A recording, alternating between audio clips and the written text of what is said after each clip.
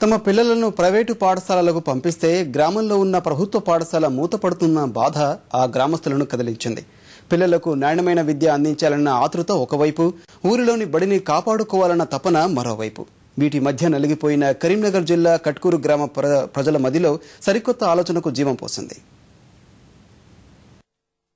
ఈ ఫ్లెక్సీ చూశారుగా, ఇది కరీంనగర్ వరంగల్ జిల్లాల సరిహద్దుల్లో గల కట్కూరు గ్రామంలోని ప్రభుత్వ పాఠశాలలో ప్రవేశాల కోసం ఏర్పాటు చేసింది. దీని వెనుక పెద్ద కథే ఉంది. కొన్నాళ్లుగా తమ ఊరి పిల్లల్ని ఆంగ్ల చదువుల కోసం పక్క ఊరి ప్రైవేటు బడులకు పంపిస్తున్నారు. ఫలితంగా స్థానిక పాఠశాల విద్యార్థులు లేక వెలవెలబోయింది. బడిని ఎత్తివేస్తామంటూ విద్యాశాఖ హుకుం జారీ చేసింది. ఇదే జరిగితే తమ పిల్లల భవిష్యత్తు ఏంటని గ్రామస్తుల్లో కలవరం మొదలైంది.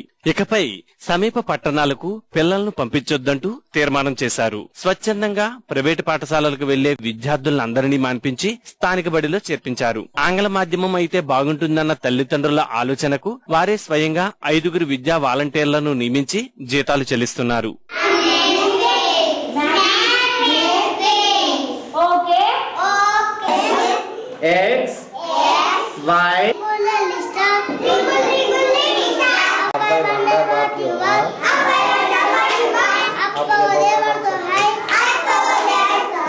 సాలరీలు మేము కొద్దిగా పేరెంట్స్ అందరూ ఏకమై కొద్దిగా సాలరీ రూపంగా మేము ముస్నాబాద్ పోతే డబ్బులు చాలా అవుతుంది కదా, కొద్ది డబ్బులతో కనీసం సాలరీ మందమైనా మేము కవర్ ఇద్దామని మేము అనుకున్నాం. పేరెంట్స్ అందరూ ఒక ఏకమై మేము పెట్టుకున్నాం. మేము ఇక్కడ వేరే ఊర్ల స్కూళ్ళకు ఫీజులు ఎక్కువ వసూలు చేస్తారు ప్రైవేట్ స్కూల్ వాళ్ళు.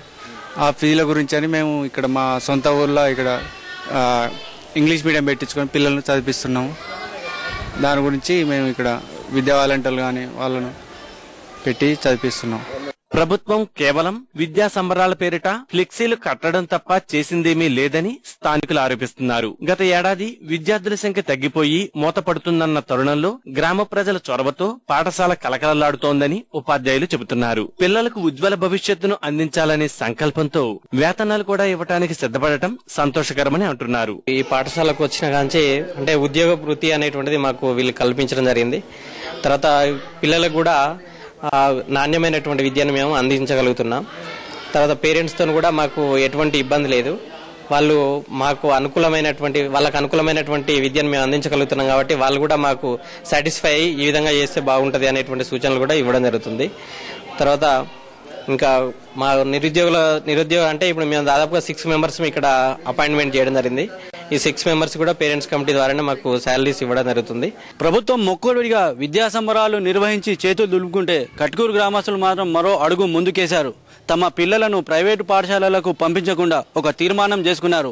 ఇంగ్లీష్ మీడియం పాఠశాలను ప్రత్యేకంగా ఈ తెలుగు మీడియం పాఠశాలలోనే ఏర్పాటు చేసి విద్యార్థులను పంపుతున్నారు. అంతేకాకుండా స్వచ్ఛందంగా జీతాలు ఇస్తూ వాళ్లకు చదువు చెప్పిస్తున్నారు. కెమెరా నయీంతో అలీముద్దీన్, ఈటీవీ న్యూస్, కరీంనగర్.